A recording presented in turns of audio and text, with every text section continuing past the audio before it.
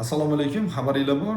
Yo'llarda parkovkalar joriy qilindi. Endi bular yo'l chetida parkovkalar deb turishibdi. Aslida u yo'l chetimi boshqasimi, lekin u haqiqiy yo'lda parkovka tashkil qilindi. Ya'ni 12 ming so'mdan Toshkent shahrida. Endi hozir yangi qonun loyihasi regulation.uz ga kiritilibdi. Tashabbus bilan chiqilgan. Unga ko'ra o'sha parkovkada ko'pchilik pul to'lamayotgan ekan, foydalanib pul to'lamasa ba'zi hisoblash miqdorining 2 baravari, ya'ni 860 ming so'm jarima joriy qilish bo'yicha tashabbus bilan chiqilgan. Bu yerda biz bir nechta savollarga javob berishga harakat qilamiz. O'zi bunaqa parkovka qilish to'g'rimidi degan savolga birinchi javob beramiz, keyin qonun loyihasiga qaytamiz. Men u chiqayotgan paytda ham Sevimli kanaliga chiqqanda ham aytganman televideniyada, bu noto'g'ri edi. Chunki u Toshkent shahar hokimligini yoki nima poytaxt parking yoki yana boshqa MCJ yana nimalardir puli bilan emas, xalqning puli evaziga, soliq to'lovchining puli evaziga shakllantirilgan joy ular. U bor joyga chiziq qo'yib u yerdan pul ishlash bu noto'g'ri deganman. Endi bular yo'lni cheti deb turibdi. U yo'lni cheti bo'ladimi, yo'lni o'rtasi bo'ladimi, u yo'l hisoblanadi aslida. Yo'lni cheti deganda mana Dubayda ham bo'lganmiz, o'sha ko'p davlatlarda bo'lganmiz. U yerlarda ham biz ko'rganmiz, yo'lni chetida ular parkovka qilganda qanaqa bo'ladi? U yo'ldan tashqarida bo'ladi. Yo'lni chetiga birikkan hududda bo'ladi. U yo'lga ta'sir qilmaydi. Bizda nima bo'ldi? 2 palasali bo'lsa, 1 palasasiga parkovka qilib qo'yildi yoki 4 palasali bo'lsa, 1 palasasiga parkovka qilinib, 4 palasali, 3 palasiga, 2 palasali, 1 palasiga aylanib qoldi. Yana buni yo'lni o'tkazuvchanligini yaxshiladik deydi. Qanaqasiga yaxshilaysiz? 2 palasani 1 palasaga aylantirib qo'yganingizdan keyin oldin to'xtash mumkin emas edi. Hozir endi u pulli joy bo'ldi. Oldin to'xtash mumkin emas bo'lganda 2 palasada teng harakatlanardi avtomobillar. Mana misol uchun Oloy bozorining orqa tomonidagi yo'lni 2 palasa o'zi. Shuni 1 palasasi qoldi. Yoki mana nima endi ko'p bunaqa ko'chalar alohida aytishim shart emas. Bu noto'g'ri edi. Soliq to'lovchilarning puliga evaziga bo'lgan narsaga demak kimdir kelib chiziq qo'yib pul ishlashi noto'g'ri edi. Men o'sha paytda ham shunaqa deb aytganman. Endi ikkinchi masalaga o'tsak. Bu regulation.uzda Toshkent shahar hokimligi ko'rsatilgan bu yerda. Bu kun.uzda ham men ko'rdim, ya'ni qonunchilik tashabbusi bilan Toshkent shahar hokimligi chiqdi. Vazirlar Mahkamasi orqali uni haqqi bor edi deb aytishdi. 2 ta yurist.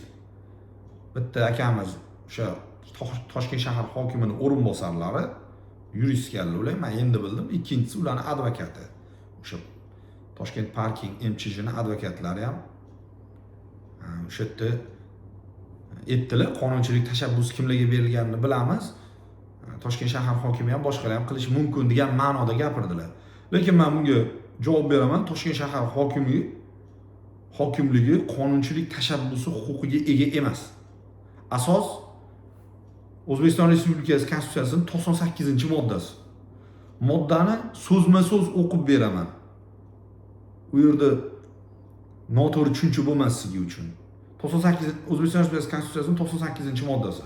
Qonunchilik tashabbusi huquqiga O'zbekiston Respublikasi Prezidenti, davlat hokimiyatining oliy vakillik organi orqali Qoraqalpog'iston Respublikasi, O'zbekiston Respublikasi Oliy Majlisining Qonunchilik palatasi deputatlari, O'zbekiston Respublikasi Vazirlar Mahkamasi ega deyilgan. Shu 4 ta tashkilot.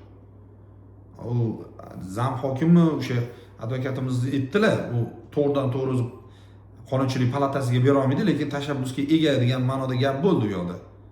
Lekin o'zi qonunchilik tashabbusiga, huquqiga ega emas, qonun bo'yicha. Agar oddiy tilda mana buni qilaylik degan tashabbusni berishi mumkin-ku desa, u fikrga qo'shilaman. Misol uchun, men ham aytishim mumkin, mana bunaqa qonun qo'shaylik, bunaqa olib tashlaylik, umuman bunaqa sohada MCJlar yo'q, bo'lmaydi degan qat'iy qonun kiritaylik deyishim mumkin. Lekin bu huquq tili bilan aytganda, ya'ni yurist tomonidan, advokat tomonidan aytilganda, u qonunchilik tashabbusi hisoblanmaydi. Qonunchilik tashabbusi nimaligi va u kimga, demak, qonunchilik tashabbusi huquqiga kimlar ega ekanligini mana Konstitutsiyada aytib turibdi 98-moddada. Toshkent shahar hokimligi unaqa huquqqa ega emas edi. Nima uchun bu narsa Vazirlar Mahkamasiga berilgan? Savol tug'iladi. Chunki Vazirlar Mahkamasining tarkibida nafaqat foyda ko'ruvchi tashkilotlar, misol uchun hozir bundan mana 7.35 milliard dedim, 3,5 milliard dedim, qanchadir milliard foyda ko'rilib o'sha to'lab beribdi. Toshkent parking 1,5 yil ichida Toshkent shahar hokimligi foyda ko'rganini bilaman, demak, boshqacha bo'lsa yetishsin. U Vazirlar Mahkamasining tarkibida fuqarolarning huquqini himoya qiladigan tashkilotlar ham bor-da, misol uchun prokuratura, misol iste'molchilar huquqini himoya qilish tashkilotlari, boshqa tashkilotlar ham bor. Nimaga bunaqa qonun kiritishimiz kerak biza? Bu iste'molchilar huquqini poymol qiladi deb chiqishi mumkin yoki nariga taraf o'sha ichkarida muhokama bo'lishi kerak o'zi aslida. Bitta bo'lsa ham vatanparvar, haqiqiy qonunni tushunadigan inson chiqib etish kerakki, xalqparvar inson chiqib etadiki, misol uchun Vazirlar Mahkamasida agar demak bunaqa tortishuv bo'lsa, balkim bo'lgandir, balkim etgandir, biz eshitmagandirmiz muhokamasini. Nima qilib turibsiz? Bu aholini puliga qurilgan-ku. Siz avtoturargohdan pul ishlamoqchimisiz? Marhamat, quring, o'zingizni pulingizga quring-da, ishlayvering qancha. Hech kimizga qarshiligi yo'q. Alohida pul to'lab, pulga qurib, demak, puliga qurilgan avtoturargohdan pul olishga hech kimning qarshiligi yo'q. Lekin bizni soliqlarimiz evaziga qurilgan, paydo bo'lgan yo'ldan chiziq chizib pul to'lashiga shaxsan men qarshiman, pul olinishiga men qarshiman. Keyin bir advokatimiz aytdilar o'sha joyda. U nima pul to'lamaydigan iste'molchilar jamiyatini dedilarmi, nimadir mana shunga o'xshash gapni gapirdilar-da. Nimaga biz yaratishimiz kerak degan. Siz masalaga boshqa tarafdan qarang. Siz oylik olayotgandirsiz balki o'sha joydan. Siz pul topayotgandirsiz o'sha joydan. O'shaning uchun balki men bilmayman nimaga unaqa deb turibsiz siz. Lekin siz masalaga boshqa joydan qarang. Biz nima uchun xalqni gardaniga yuk bo'lib o'tiradigan, misol uchun tashkilotlar bor jamiyatni qurishimiz kerak. Bu xalqni gardaniga yuk emasmi bu? Xalqni yeridan kelib turib pul olish xalqni gardaniga yuk emasmi? Men kecha borardim, o'sha joydan tekinga foydalanardim. Bugun kelsam pul meni gardanimga yuk emasmi bu momoda? Nimaga biz o'sha pul to'lamaydigan fuqarolar jamiyatini yaratishimiz kerak dedilarmi? Tekinga foydalanadigancha, kechirib qo'yasiz siz. O'zingizni uyingiz bo'lmasa o'zingiz quringda, ijara to'lab o'tiring, kelingda hokimiyatga. Bu xuddi shunaqa gap-ku. O'zini mulkiga, o'zini narsasiga nimaga pul to'lash kerak odamlar? Keyin bitta narsani tushunish kerak. Toshkent shahrining egasi Toshkent shahar hokimiyati emas. Toshkent shahrining egasi Toshkent shahrining fuqarolari hisoblanadi. O'sha joyda doimiy ro'yxatda turgan, o'sha joyda demak hayotini shu bilan bog'lagan, kelajagini, tarixi shu bilan bog'langan, bugungi kuni shu bilan bog'langan Toshkent shahrining fuqarolari hisoblanadi. Hokimiyat keladi, ketadi. Misol uchun hokimlar, o'rinbosarlar, boshqalar keladi, ketadi. Aholi u bola chaqasi bilan yillar davomida yashaydi o'sha joyda.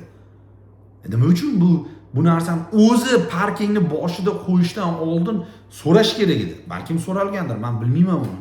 Men ko'rganim yo'q. Ma'lumot tariqasida bizni sevimli kanaliga chaqirishdi, o'sha joyda muhokama bo'lib ketdi. Men to'laqonli bunga qarshi bo'ldim va hozir ham pozitsiyam o'zgarmagan. Nimaga to'lamaslik kerak? Nimaga to'lash kerak? Xalqning puliga shakllangan yo'lga nimaga yana pul to'lash kerak? Xo'p, savol tug'iladi. O'sha joydan oldin to'xtash mumkin emas edi. To'xtash mumkin bo'lmasa, demak o'sha yo'llardan menga o'xshagan insonlar bemalol o'tib ketgan. Ikkita yo'ldan, ikki palasali joydan. Hozir endi bir palasa yo'l bo'lib qolganini hisobiga men qiynalib o'tolman. To'g'rimi? Menga qanaqadir kompensatsiya to'lanadimi?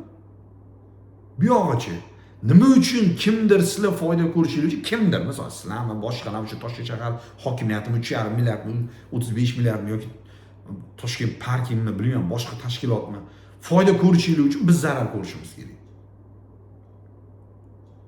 Oldin men misol tariqasida aytaman-da, 3 minutda o'tib ketgan joydan hozir endi nima uchun 10 minutda yoki 6 minutda o'tishim kerak?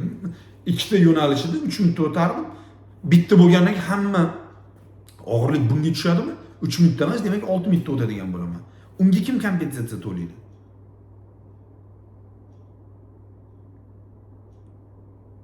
huquqiy jihatdan ham mana tashabbus ko'rsatish huquqi yo'q bo'ladi Toshkent shahar hokimligida. Mayli, Toshkent shahar hokimligi o'zi chiqmadi. Men bilmayman, bu yerda Toshkent shahar hokimligi deyilgan. Vazirlar Mahkamasi orqali chiqdi desa, huquqiy tarafdan to'g'ri. Vazirlar Mahkamasi deyiladi unda. Toshkent shahar hokimligi deyilishi kerak emas edi. Toshkent shahar hokimligi bu qonun ijodkorligi bo'yicha, qonun tashabbuskorligida o'zini nomini aytish mumkin emas edi. Konstitutsiya bo'yicha qonunchilik tashabbusi unga berilmagan. Biz qonun doirasida harakat qilaylik. O'shaning uchun ham ikkita yurist keldi, Toshkent shahar hokimi o'rinbosari va advokat kelib, iqtisodchini savoliga to'g'ri javob bera olmayaptilar. Bakirovning savoliga.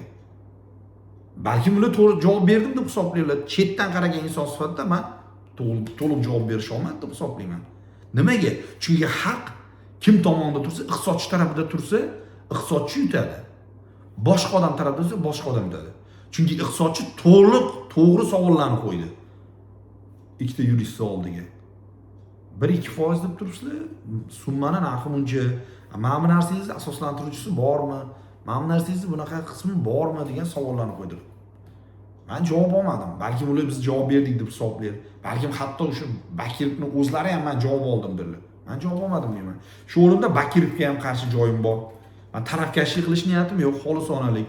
Bakirov ham bo'lish kerak degan ma'noda gapirdilar. Shunaqa tushundim men. Bo'lish kerak emas. Lotni o'zgartirish kerak edi, bitta lotga qo'ymaslik kerak edi. Umuman lot qo'yish kerak emas edi. Umuman lot qo'yish kerak emas edi. Borib ertaga birinchi bosqichda ko'chani bo'ylarida bo'ladigan bo'lsa, keyin mahallalarga kirib boriladi-ku. Borib ko'rib turibmiz-ku tendensiya qayerga qarab ketayotgan. Nima uchun odamlar o'zini eshigini oldidagi yo'lga pul to'lashi kerak? Bu vatan kimniki? Vatan biznikimi? Bu hokimiyatniki emas, vatan xalqniki. Davlat o'zi hokimiyatining ham birdan-bir manbai xalq hisoblanadi. Hokimiyat faqat uni og'irini yengil qilish uchun, muammolarni yechish uchun ishlash kerak. Qaysi muammo yechildi mana shu parkingda? Xalqning qaysi muammosi yechildi? Kimnidir iqtisodiy muammosi, kimnidir misol uchun byudjetga tushadigan qaysidir muammolar, hokimiyatda balans to'lgandir, bilmayman, ular bo'lgandir, kimnidir foydasi kattalashgandir. Lekin xalqqa nima foyda bo'ldi bundan? Xalqqa biror foyda bo'lgan bo'lsa aytinglar, men foyda bo'ldi deb. O'shaning uchun ikkala tarafdan ham noto'g'ri bo'ldi deb hisoblayman. Keyin tomosha qilib turgan insonlarga aytmoqchi edim, mana demak normativ huquqiy hujjatlar bo'yicha o'sha regulation.go.uz ga kirsanglar, bugungi kun holatiga 84 ta odam buni qo'llab demak ovoz beribdi, 1080 ta odam qarshi ovoz beribdi. Yo'q, biz qarshi emas, bo'lish kerak emas. 1080 ta ichida men ham borman, qarshilarning ichida. Endi bu 84 ta kimligini bilmayman, balki o'sha emchishini xodimlarimi, foyda ko'rib turgan hokimiyat xodimlarimi bilmayman. Balki yana ko'chadan boshqa odamdir. Men ham foyda ko'rdim, men shu fikrdaman deb bilmayman, bo'lishi mumkin hamma narsa. 1080 ta odam qarshi ovoz bergan. Sizlar ham qarshi ovoz beringlar. Keyin bu videoni maksimal tarqatinglar, qolganlar ham bu narsada faol bo'lsin. Sal faollik ko'rsataylik bu qonunchilik tashabbuslarida. Bunaqa tashabbuslar o'tib ketursa, ertaga nafas olish ham pulli bo'lib qoladimi bu bo'lishda?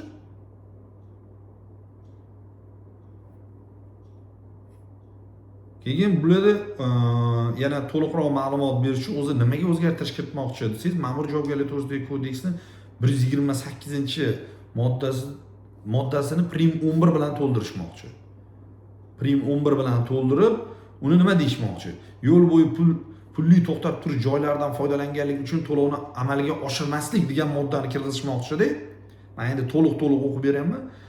Yo'l bo'yi unga ko'ra yo'l bo'yi pulli to'xtab turish joyidan foydalanganlik uchun to'lovni qonunchilikda belgilangan muddatda amalga oshirmaslik yoki amalga oshirishdan bo'yin tovlash ba'zi hisoblash miqdorining 2 baravar miqdorida jarima solishga sabab bo'ladi degan normani kiritishyapti.